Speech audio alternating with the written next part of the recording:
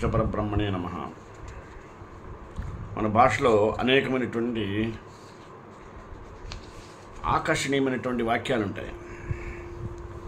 అవి ఒక్కోసారి మనం చెప్పిన దానికి ఎదుటివాడు వేరే సామెత దానికి కరెక్ట్గా ఆప్ట్గా వాడుతూ మనల్ని కౌంటర్కి ఎన్కౌంటర్ ఇవ్వడం అంటే ఇలా ఉంటుంది అంటాడు.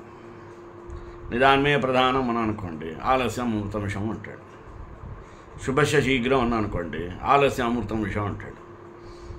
ఇది ఒక సరదా అయినటువంటి వాక్యాలన్నీ కూడా తెలుగులో ఉంటాయి. కానీ ప్రతి దాని వెనుక ఒక విశేషం అనేది సంతరించుకొని ఉంటుంది. అవి వివరంగా మనం తెలుసుకున్నట్లయితే ఏ సందర్భంలో శుభశ శీఘ్రం వాడాలి, ఏ సందర్భంలో ఆలస్యం అమృతం విషయం వాడాలి, ఎప్పుడు ఏమి వాడకూడదనే విషయం తెలిస్తే పెద్దలు చెప్పిన మాట శ్రద్ధగా వినడానికి అవకాశం ఉంటుంది. అందుకని ఈరోజు మీ ముందుకు శుభశ శీఘ్రం ఆలస్యం అమృతం విషయం అంశం మీద వివరిస్తాను. ప్రధాన ప్రార్థన. జ్ఞానానందమయం దేవం నిర్మలస్ఫటికాకృతిం ఆధారం సర్వ విద్యానాం హయగ్రీవముపాస్మహే. అనుకున్న పని వెంటనే కార్యాచరణలోకి తీసుకొచ్చామనుకోండి, అంతా శుభప్రదంగా విజయవంతంగా ఉంటుందనే పెద్దల యొక్క సూక్తి. ఎన్నో నిర్ణయాలు, ఏవేవో దైనందిక పనులన్నీ కూడా ఆ జీవితాంతం కొనసాగుతూనే ఉంటాయి. అయితే ప్రతి అంశానికి ఒక క్రమమైన రీతిలో ఉండేటువంటి ఆలోచనగా విధానం కానీ విశ్లేషణ ధోరణి అనేది ఉంటాయి. ఈ రెండు అనుకూల ఫలితాలను అందిస్తుంటాయి. తలచిందే తడవుగా లేదా లేడికి లేచిందే పరుగు అను చందానన వ్యవహరిస్తే కొంత ప్రతికూలతను కూడా ఎదుర్కోవాల్సి వస్తుంది అనేది కూడా యథార్థం. అలా అనేసి ఆలోచనలతోనూ లాభ నష్టాలు, కష్ట సుఖాల బేరీజులతో కనుక శీఘ్రగతిన కార్యరంగంలోకి దూకకుండా మీనవేషాలు లెక్కిస్తూ కూర్చోవడం కూడా వివేకవంతమైనటువంటి పని మాత్రం కాదు కదా. ప్రతి పనికి పూనుకొని చేయవలసిన సమయము ఉంటుంది, వేయవలసిన అడుగు ఉంటుంది. ఆ సమయాన్ని వాయిదా వేసుకుంటూ బద్ధకంతో ఉండిపోయామనుకోండి, లేదా జడత్వంతో త్రికరణ శుద్ధి మసిబారిపోతే అతి ప్రయాస, భారంతో కనిపించేటువంటి భవిష్యత్తు, చికాకులను మనకి కలిగిస్తుంది. కాలు చేయి సరిగా ఆడుతున్నంతసేపు మెదడు ఆలోచన విధానం మొద్దు బారంత వరకు సోమరతనాన్ని లేదా అలసత్వానికి మనం లొంగకూడదు. వాటిని వాయిదా వేసే పద్ధతులకు తావివ్వరాదు. ఆలోచనలు, అభిరుచులు క్షణక్షణము కొత్త ప్రొత్తలు తొక్కుతూ ఉంటాయి. చదువులు, మనం ఎంచుకునేటువంటి కోర్సులు, విందులు, వినోదాలు, వ్యవహారాదులు, డిజైన్లు, ఫ్యాషన్లు, ఇలా ఒకటేంటి అనేక అంశాల్లోనూ మన దైనందిక జీవన విధానం ఎన్నో మార్పులకు గురవుతూ ఉంటుంది. ఫ్యాషన్ రంగాల్లో నిన్న చూసింది నేడు ఉండకపోవచ్చు, నేడు ఉన్నది రేపటికి పాతపడిపోతుంది. ప్యారిస్ నగరం ఫ్యాషన్లమయం. రోజు గడిచిందంటే మరికొత్త ఫ్యాషన్ పుట్టుకొస్తుంటుంది. కొత్తగా సూటు కుట్టించుకున్న వ్యక్తి ఫ్యాషన్ షాప్ నుండి ఇంటికి పరుగులాంటి నడకతో పరిగెడుతుంటే మార్గమధ్యంలో మరో వ్యక్తి తారసపడి ఎందుకంత హడావిడి అని ప్రశ్నించాడు అనుకోండి. ఇంటికి చేరి నేను సూట్ ధరించి రోడ్డు మీద వచ్చేసరికి దీనికంటే మరొక కొత్త ఫ్యాషన్ మార్కెట్లోకి రావచ్చుననేటువంటి భయంతో పరిగెడుతున్నానని అన్నాడట. చూడండి ఎలా ఉంటుందో. ఈనాడు అన్ని దేశాల్లోనూ అన్ని రంగాల్లోనూ ఈ విధమైన పోకడ మనకు కనపడుతూ ఉంటుంది. ఇదంతా ఎందుకంటే మారుతున్నటువంటి విధానాలను దృష్టిలో ఉంచమని శీఘ్రగతిన మన యొక్క పనులను మనం చేయవలసి ఉంటుంది. చూద్దాంలే, చేద్దాంలే, ఆలోచిద్దాంలే అనుకుంటూ కాలయాపన చేసామనుకోండి, చిన్న చిన్న విషయాలకు కూడా భారీ సమయము, అతి భారీ స్థాయిలో శ్రమను భవిష్యత్తులో మనం వెచ్చించవలసిన అగత్యం ఏర్పడవచ్చు. బద్ధకం, నిర్లక్ష్యం పరమశత్రువులుగా భావించాలి. వాటి చేతిలో పడితే ముందుకు అడుగు వేయడం చాలా కష్టమైపోతుంది. మన యొక్క వ్యక్తిత్వమే ప్రశ్నింపబడుతుంది, ప్రశ్నార్థకంగా కూడా మారుతుంది. చక్కటి ఆలోచన సరణితో, వివేకంతో త్వరితగతిన ఏ పనైనా చేపడితే ప్రతి పని శుభప్రదమైన ఫలితాలు అందిస్తుంది. అపిత్తరేత కళ్యాణే అన్నాడు. శుభస్య శీఘ్రం, నిశ్చయంగా తలుచుకుంటే, నిరంతరం కృషివలురు అయితే ప్రతి ఒక్కరూ ఒక లియోనార్డో డావించీలా అవ్వగలరు. ప్రతి ఒక్కరూ ఒక మదర్ తెరెసాలా మారవచ్చు. ప్రతి ఒక్కరూ ఒక మహాత్మా గాంధీల జీవితాన్ని గడపవచ్చు. ప్రతి ఒక్కరూ ఆది శంకరాచార్యులా కూడా అవ్వచ్చును. ప్రతి ఒక్కరూ ఒక యేసుబాబు మారచ్చు, లేదా ప్రతి ఒక్కరిలో ఒక గౌతమ బుద్ధుడిలా జీవించవచ్చు. ప్రతి ఒక్కరూ ఒక వేదవ్యాసులా కూడా జీవితాన్ని సాధించవచ్చు. ఎవరైనా ఒకరు ఒకానొక గొప్ప పని చేస్తే దాని అర్థం మిగతా అందరూ కూడా ఆ పనిని చేయగలరు అని అంటారు. దీనినే ఉపమాన ప్రమాణం అంటారన్నమాట పెద్దవాళ్ళు. ప్రతి ఒక్కరి దగ్గర అన్ని శక్తులు నిబిడీకృతంగా ఉంటాయి. అయితే అవి ప్రకటితం కావడానికి లేదా యథార్థ రూపం దాల్చడానికి కావలసినవి మనిషిలో ఉండవలసిన ఆత్మవిశ్వాసం, తీవ్ర వాంఛ, లోక కళ్యాణ ఆశయము, అలాగే ఆత్మశక్తి పట్ల మనకున్నటువంటి అపారమైనటువంటి నమ్మకము, మరి ఇతరుల ఆత్మశక్తి పట్ల మన గౌరవము, ఇవన్నీ కూడా అత్యంత ప్రబలమైనటువంటి మౌలికమైనటువంటి మహాశక్తి. యోగీశ్వరుల లేదా పరమాత్మల యొక్క ఆత్మశక్తి పట్ల నమ్మకం అన్నది భక్తి యోగమైతే, మన స్వీయ ఆత్మశక్తి పట్ల నమ్మకం అన్నది ధ్యానయోగం లేదా జ్ఞానయోగం అవుతుంది. మన ఆత్మవిశ్వాసం ఎటువైపు ధారగా ఉంటే అటువైపు మన జీవితం విశేషంగా ప్రవర్తిస్తుంది. ఆత్మవిశ్వాసం ఉంటే ఏదైనా చేయగల నమ్మకం ఏర్పడుతుంది. శ్వాస, ధ్యాస, ధ్యాన సాధన ద్వారా మన స్వీయ ఆత్మతో మనం ఎంతగా కలిసి ఉంటామో అంతగా మన ఆత్మవిశ్వాసం అన్నది విజృంభిస్తూ ఉంటుంది. ఆవగింజంత ఆత్మవిశ్వాసం ఉన్న పర్వతాలను సైతం కదిలించవచ్చు అన్నారు ఎవరు? స్వామి వివేకానంద. ఆత్మవిశ్వాసంతో గనక ఉన్నట్లయితే తన పని తాను సులభంగా సాధిస్తాడు. దాంతోపాటు ఉండవలసింది తీవ్ర వాంఛ, బలీయమైన కోరిక అంటాడు. అది కూడా అత్యంత ముఖ్యమే. ఈ రెండు జత కూడితే అసాధ్యాలన్నీ సుసాధ్యాలుగా అతి సహజంగా అవుతాయి. ఆత్మవిశ్వాసంతో పాటు మరి తీవ్ర వాంఛతో పాటు ఇంకోటి ఉండాలి, లోక కళ్యాణ ఆశయం. కలిపితే జీవితం మరింత చరితార్థం అవుతుంది. నేటి సరైన పిల్లలే రేపటి మహాపౌరులు, నేటి సరైన మహాకళాకారులు, నేటి సరైన పిల్లలే రేపటి మహాశాస్త్రవేత్తలు, నేటి సరైన పిల్లలే రేపటి మహాయోగులు. విద్యాలయాలన్నీ విధిగా ప్రతి విద్యార్థికి విద్యార్థినికి సరి అయిన ధ్యాన విద్యను, సరి అయినటువంటి ధ్యాన అభ్యాసాన్ని శాస్త్రీయంగా అందించాలి. ప్రతి విద్యాలయంలో కూడా ఆనాపానసతి ధ్యాన విద్య నేర్పించే ప్రత్యేక ఉపాధ్యాయులు ఉండి తీరాలి. అంతేకాకుండా ప్రతి విద్యాలయం కూడా అహింసా పరమోధర్మ అనేటువంటి సూత్రాన్ని ప్రబోధించాలి. మరియు శుద్ధ సాత్విక శాకాహారమైన దైనందిన భోజన విధానాన్ని అమలు చేయించాలి. మాంస భక్షణ కోసం జంతు, పక్షి, మత్స్యజాతుల వధ అన్నది ప్రాణికోటి పట్ల మానవజాతి యొక్క మహా అత్యాచారంగా, అపచారం ఏదో, శిష్టాచారం ఏదో, అత్యాచారం ఏదో విద్యార్థులందరూ విధిగా తెలుసుకునేటట్లు ప్రణాళిక ఉండాలి.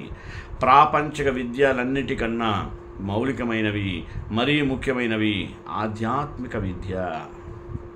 ఆధ్యాత్మిక విద్య ద్వారానే భిన్న భిన్న సంస్కృతుల వాళ్ళు, భిన్న భిన్న జాతుల వాళ్ళు కలిసి వెలిసి సరైనటువంటి సంఘ జీవితాన్ని అనుభవించగలుగుతారు. ఆధ్యాత్మిక శాస్త్రం అన్నదే ఆరోగ్య శాస్త్రానికి మూలం. ఆధ్యాత్మిక జీవితం అన్నదే ఆనంద జీవితానికి సోపానం. అపిత్తరేత కళ్యాణే మంగళదాయకమైనటువంటి కర్మలను చేసేందుకే త్వరపడాలి అన్నారు బుద్ధుడు. మొక్కై వంగనిది మానై వంగున, ఏ స్టిచ్ ఇన్ టైం సేవ్ 9, ఆలస్యం అమృతం విషం. మంచి చేయాలనుకుంటే వెంటనే చేయాలి, శుభస్య శీఘ్రం అన్నది పెద్దవాళ్లే. దీనికి సంబంధించి రామాయణ కథ ఉంటుంది. రావణ సంహారం తరువాత రాముడు లక్ష్మణుని రావణుని యొక్క మృతదేహం వద్దకు వెళ్ళి ఆయన ఇచ్చే ఉపదేశాన్ని అందుకోమంటాడు. అప్పుడు లక్ష్మణుడు మృతదేహం ఉపదేశం ఏమిటి అని ప్రశ్నిస్తాడు. దానికి రాముడు చెప్పింది చేయరా నాయన అని అంటాడు. సరే, లక్ష్మణుడు రామాజ్ఞానుసారము రావణుడి దగ్గరికి వస్తాడు, నిలబడతాడు. కొంతసేపటి తరువాత తిరిగి రాముడి వద్దకు పెడతాడు. ఉపదేశం ఇచ్చాడా అని అడుగుతాడు. రాముడు లేదన్నాడు. లక్ష్మణుడు నువ్వెక్కడ నిలబడ్డావు అన్నాడు. ఆశ్చర్యంగా శిరస్సు వద్ద నిలబడ్డాను అన్నాడు. లక్ష్మణుడు ఉపదేశం తీసుకునేటప్పుడు పాదాల చెంత ఉండాలని నీకు తెలియదా? వెళ్ళి పాదాల వద్ద వినయపూర్వకంగా నిలబడి ఉపదేశాన్ని ఇవ్వమని ప్రార్థన చెయ్యి అన్నాడు రాముడు. సరే, లక్ష్మణుడు ఈసారి పాదాల వద్దకు వెళ్ళి వినయంగా నిలబడి ఉపదేశం కోసం ప్రార్థిస్తాడు. వెంటనే రావణుడి మృతదేహం నుండి ఒక కంఠం వినిపిస్తుంది. లక్ష్మణుడు తృప్తిగా రాముని వద్దకు తిరిగి వస్తాడు. ఏమి ఉపదేశం ఇచ్చాడు రావణ బ్రహ్మ అని ప్రశ్నించాడు. రాముడు అన్నా, రావణుడు ఇచ్చిన ఉపదేశం ఇది అని లక్ష్మణుడు ఇలా అన్నాడు. మంచి పని చేయడానికి ఆలస్యం చేయకు. ఇది రావణుడు తన అంతిమ క్షణంలో ఇచ్చిన మహోపదేశం. ఎవరికి ఏమి ఎప్పుడు జరుగుతుందో రేపటి రోజున చేద్దామనుకున్నటువంటి కార్యాలను ఈ రోజునే చేయాలి.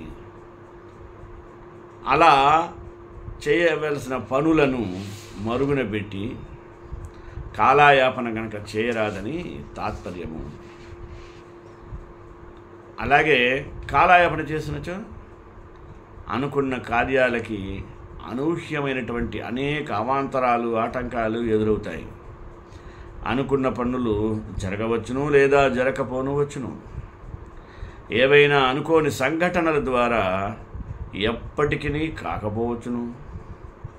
అందుచేతనే పెద్దలు శుభస్య శీఘ్రం అని చెప్తూ ఉంటారు. మనోజయంతి మాండవ్యం అన్నారు అని మాండవ మహాముని యొక్క సిద్ధాంతం. అంటే తలపెట్టినటువంటి మంచి కార్యాన్ని అనుకున్న వెంటనే చేయటం వలన విజయము సిద్ధిస్తుంది అని దాని తాత్పర్యం.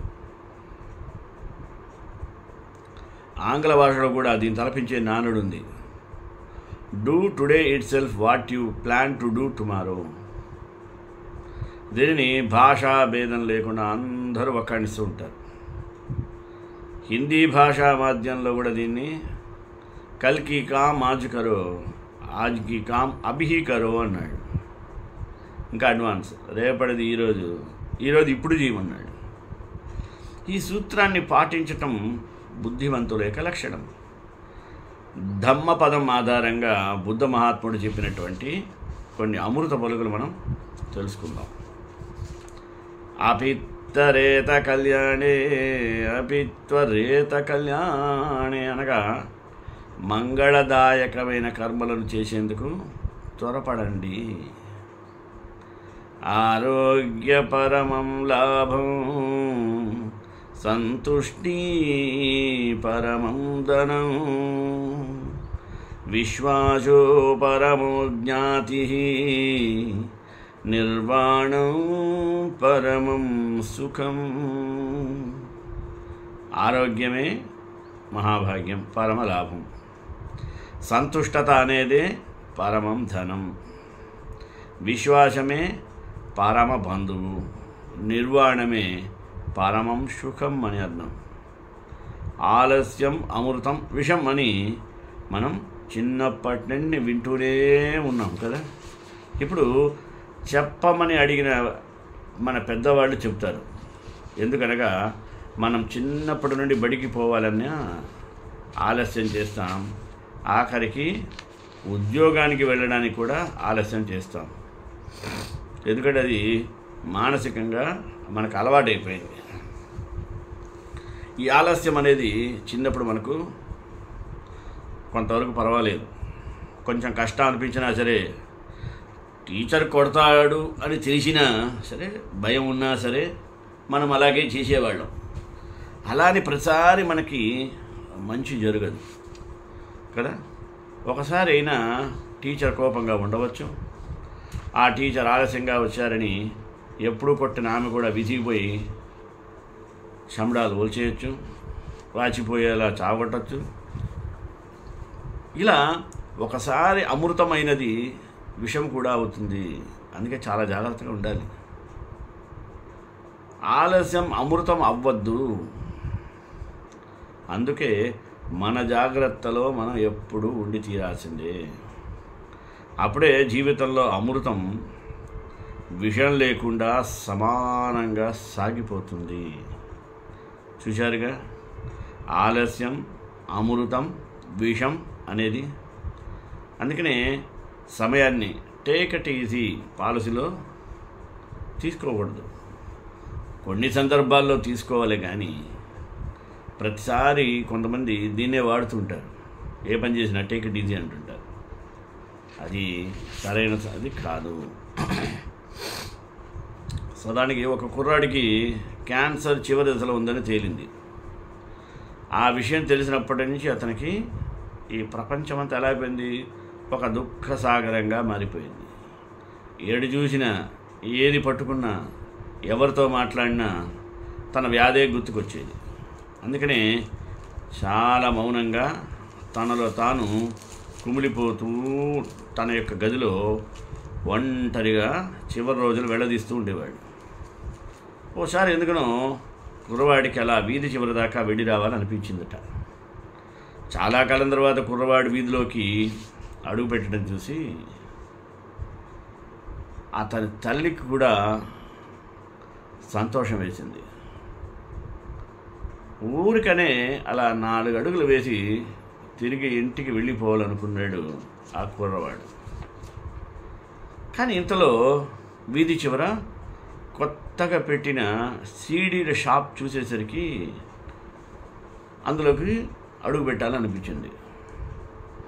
కుర్రవాడు సీడీల షాప్లోకి అడుగు పెట్టాడో లేదో, అక్కడ కౌంటర్ దగ్గర ఉన్నటువంటి అందమైన అమ్మాయి చూసి మనసు చెదిరిపోయింది.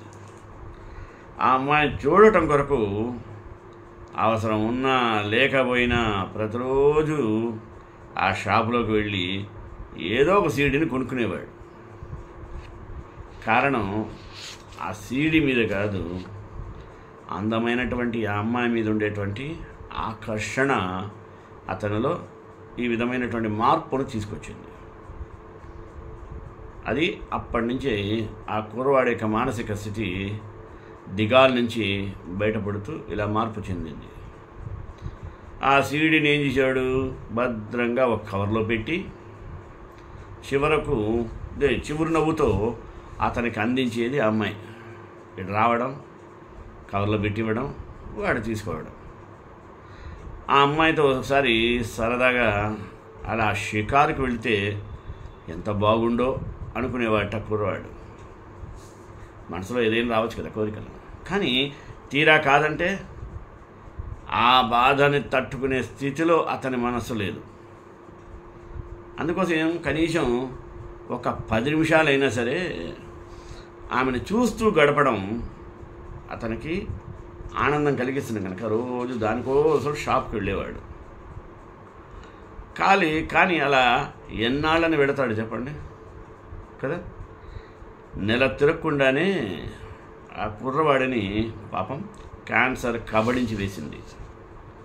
కుర్రవాడి చావుకి ఆ పిల్లవాడి తల్లి గుండెలు పగిలేలా ఏడుస్తూ ఉంది. ఎలాగోలా బంధువుల సాయంతో ఆ కుర్రవాడి అంత్యక్రియలు పూర్తి చేసింది. అంత్యక్రియలు పూర్తయ్యాక కూడా అతని జ్ఞాపకాలను వదలలేకపోయింది తల్లి. కాసేపు అతని గదిలో కూర్చున్నైనా సేద తీద్దామనుకుంటూ అతని గదిలో అడుగుపెట్టింది. తల్లి గదిలోకి అడుగుపెట్టేసరికి ఒక మూల గుట్టగా పేర్చి ఉన్నటువంటి సీడీలు కనిపించాయి. పాపం కొన్నవి కొన్నట్లు ఆ సీడీలు అలాగే ఉన్నాయి. కనీసం వాటిని కవర్లోంచి కూడా తీయలేదు ఆ కుర్రవాడు. కారణం ఏంది? అతనికి అవసరం సీడీలు కాదు కదా. అందులో ఒక కవర్ని తెరిచి చూసింది. అంతే, కవర్లో ఉన్నదాన్ని చూసి ఆమె గుండె చెదిరిపోయిందనమాట. మీ నవ్వు చాలా బాగుంటుంది, ఒకసారి మీతో కాఫీ తాగాలంది అన్న చీటీ సీడీతో పాటే ఆ కవర్లో ఉంచింది ఆ అమ్మాయి. రెండో కవరు, మూడో కవరు, మరో కవరు, ఇంకో కవరు, అన్నింటిలోని ఇలాంటి చీటీలే ఉన్నాయి. ఆలస్యం అమృతం విషం అంటారు. దైనందిన వ్యవహారాల గురించి చెప్పినప్పటికీ ఈ మాట ఆరోగ్యానికి కూడా వర్తిస్తుంది. ఆలస్యం అంటే ఈ పిల్లవాడు రోజు తీసుకోవడమే కానీ దాన్ని ఏనాడు తీసింది చూడలేదు. చివరికి చనిపోయాడే తప్ప దాన్ని అనుభవించలేకపోయాడు. ఆ అమ్మాయి ఇతను సుఖపడాలనుకుంది కానీ ఆ సుఖం ఇచ్చిన వీడు పొందలేని స్థితి. ఆలస్యంగా నిద్రపోయేవారి జీవితకాలం తగ్గుతున్నట్లుగా అధ్యయనాలు పేర్కొనటమే దీనికి నిదర్శనం. రాత్రిపూట త్వరగా పడుకోవాలి. ఉదయం పెందరాళ్ళు లేచేవారితో పోలిస్తే ఆలస్యంగా పడుకునే వారి యొక్క ఆయుష్ క్షీణించే ముప్పు 10% వరకు ఎక్కువ అవుతూ ఉంటుంది అనేది శాస్త్రం. ఆలస్యంగా పడుకునే వారికి అలవాటు గల 4.33 లక్షల మందిని పరిశీలించి పరిశోధకులు ఈ విషయాన్ని గుర్తించారట. ఆలస్యంగా పడుకునే వారిలో మధుమేహం అంటే డయాబెటీస్, మానసిక సమస్యలే కాదు నాడీ సంబంధ సమస్యలు కూడా ఎక్కువగానే ఉంటున్నాయని పరిశోధకులు చెబుతున్నారు. నిద్ర వేళలు మారిపోవడం వలన జీవ గడియారం దెబ్బతింటుంది. దానివల్ల ఏమవుతుంది? ఫలితంగా గ్లూకోజ్ జీవక్రియ మూడు కూడా అస్తవ్యస్తమవుతుంది. మానసిక ఒత్తిడి సహజంగా పెరిగిపోతూ ఉంటుంది. ఒంట్లో వాపు ప్రక్రియ మొదలవుతుంది. అందువల్ల అనేకములైనటువంటి దీర్ఘకాల సమస్యలకు ఇదే మూలమని అనేక అధ్యయనాలు హెచ్చరిస్తున్నాయి. అది తెలుసుకోకపోవడం మన దౌర్భాగ్యం. ఆలస్యంగా నిద్రపోయే వారిలో ప్రవర్తన అలవాట్లు కూడా విభిన్నంగా మారిపోతాయి. ఉదాహరణకు సమతుల ఆహారం తీసుకోకపోవడం, జంక్ ఫుడ్ తినడం వంటివి చేస్తుంటారు. మద్యము, పొగ వంటి దురలవాట్లకు బానిసలవచ్చు. ఇలాంటివన్నీ మన యొక్క జీవన కాలాన్ని తగ్గిస్తూ పోతుంటికి దోహదం చేస్తుందంటల్లో ఏ సందేహము లేదు. కాబట్టి ఏం చేయాలి? రాత్రిపూట త్వరగా పడుకోవాలి. ఉదయం పెందరాళే లేవడం అలవాటు చేసుకోవడం అనేక విధాల మంచిది. పనులను క్రమబద్ధీకరించుకోవడం ద్వారా ఇంటికి ఆఫీసు పనులకు మోసుకు రావడం తప్పుతుంది. సమయానికి నిద్రపోయేలా చూసుకోవాలి. మానసిక ఒత్తిడిని తగ్గించుకోవచ్చు. రాత్రిపూట టీవీలు, ఈ మొబైల్ ఫోన్ల వంటి వాటికి అతిగా అతుక్కుపోకుండా చూసుకోవడం అత్యంత ఉత్తమం. అలాగే ఉదయం పూట పడక గదిలోంచి వెలుతురు ఎండ పడేలా చూసుకుంటే మనం వద్దన్నా త్వరగా నిద్ర లేవడానికి అవకాశం ఉంటుంది. మంచి అలవాట్లు మన యొక్క దినచర్యలో భాగం చేసుకోవడానికి రోజులు వారాలతో పని ఏమని చెప్పండి. ఇలాంటి సమయంలో ఆలస్యం అమృతం విషం. ఏదైనా మీకు మంచిది అనిపిస్తే ఆ రోజే అప్పుడే మొదలుపెట్టేయండి. ఇప్పుడు ఎందుకు లేదు, న్యూ ఇయర్ నుంచి ప్రారంభిద్దాం అని ప్రణాళిక వేసుకున్నారనుకోండి, అప్పుడు ప్రయోజనం శూన్యం. కొంతమంది కొత్త సంవత్సరం నుంచి ఏదో ఒకటి చేద్దామని ఒక చిట్టా తయారు చేసుకుంటారు. సరే, మొదటి రోజు ఆరంభిస్తారు, వారం రోజులు సూపర్ భలే ఆలోచిస్తున్నా అనుకుంటారు. ఆ తర్వాత మెల్లగా బద్ధకం ఆవరిస్తుంది. ఎవరో ఎందుకు మిమ్మల్ని మోటివేట్ చేయాలి? మీకు మీరే సమయ నిర్ణేతని గుర్తుపెట్టుకోండి. మీతో మీరు మాట్లాడుకోండి, మీకోసం మీరు ఏదైనా చేయండి. ఓ మంచి ప్రయత్నం మీ ఆరోగ్యానికి, మీ మానసిక ఉల్లాసానికి, మీరు ఎంచుకున్న రంగంలో ఎదుగుదలకు కూడా ఎంతో ఉపకరిస్తుంది అనే విషయాన్ని మర్చిపోకూడదు. ఈసారి మీ న్యూ ఇయర్ రిజల్యూషన్లో ఖచ్చితంగా ఫిట్నెస్కు ప్రాధాన్యం ఇవ్వండి. ఇది మీ మొత్తం శారీరక మానసిక ఆరోగ్యంపై ప్రభావాన్ని చూపిస్తుంది. ఈ సంవత్సరం మనం తీసుకున్న తీర్మానాలపై అంకిత భావంతో పనిచేస్తామని ప్రతిజ్ఞ చేయండి. మీ ఉత్సాహాన్ని రీఛార్జ్ చేసుకునేందుకు, మీ తీర్మానాలకు కట్టుబడి ఉండటానికి మిమ్మల్ని మీరు మోటివేట్ చేసుకోవాలి. ఆరోగ్యకరమైనటువంటి జీవన శైలి లక్ష్యాల గురించి ఆలోచించాల్సిన సమయం ఆసన్నమైంది. అధిక బరువుతో ఇబ్బంది పడుతున్న వారు ముందుగా దానిపై ప్రత్యేక దృష్టి శ్రద్ధను కేంద్రీకరించండి. పోషకాల లోపం వలన దీర్ఘకాలంలో శరీరానికి హాని కలుగుతుంది. బరువు తగ్గడం అనేది మీ ఆరోగ్యకరమైనటువంటి లక్ష్యం అయితే, న్యూట్రిషన్ వ్యవస్థాపకుడు అమన్ పూరి 2023లో మీరు కట్టుబడి ఉండవలసిన 5 ఫిట్నెస్ లక్ష్యాలు ఏందో చెప్పాడు ఆయన. చూద్దాం అవి. 1, అల్పాహారం కోసం సమయాన్ని వెచ్చించండి అన్నాడు. మొదటిది, అల్పాహారం తప్పనిసరి. ఉదయాన్నే అధిక ప్రోటీన్ ఉన్నటువంటి అల్పాహారం తీసుకుంటే జీవక్రియ వేగవంతమవుతుంది, బరువు తగ్గడానికి ఉపకరిస్తుంది. 2, భోజనాన్ని దాటవేయడం మానుకోండి. కరెక్ట్గా ఉదయం అయిపోయింది, మధ్యాహ్నం భోజన సమయానికి భోజనం మానేయడం వలన జీవక్రియ మందగిస్తుంది. పోషక ఆహార లోపం మన ఆరోగ్యంపై ప్రభావం చూపిస్తుంది. 3, వాస్తవిక లక్ష్యాలను నిర్దేశించుకోండి అన్నాడు. అవాస్తవ లక్ష్యాలను నిర్దేశించుకోవడం నిరాశకు దారితీస్తుంది. కాబట్టి వారానికి 1/2 కిలో నుండి 1 కిలో వరకు బరువు తగ్గాలని లక్ష్యంగా పెట్టుకోవచ్చు.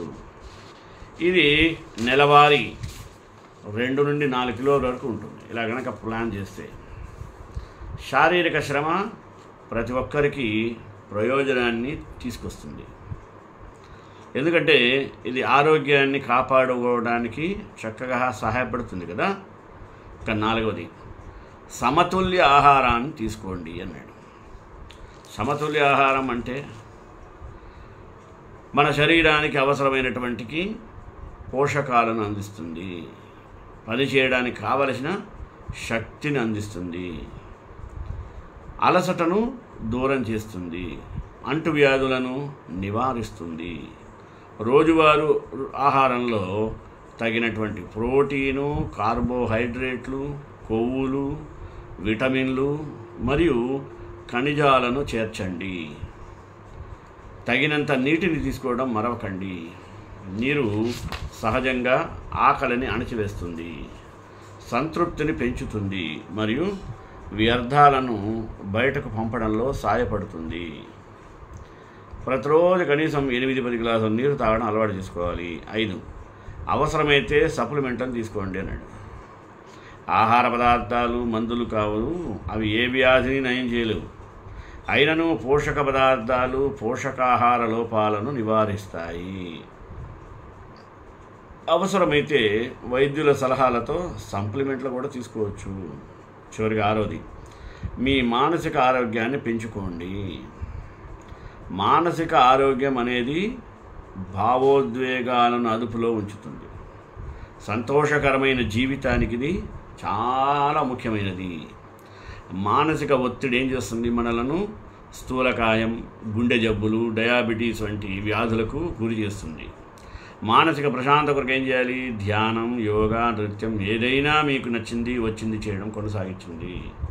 శ్రీకాంతాయ కళ్యాణ నిదే నిరేతరం శ్రీ వెంకటనివాసాయ శ్రీనివాసాయ మంగళం మంగళాశాసనపయముదాచార్య పురోగమై సర్వేశ పూర్వైరాచార్య సత్కృతాయాస్తు మంగళం.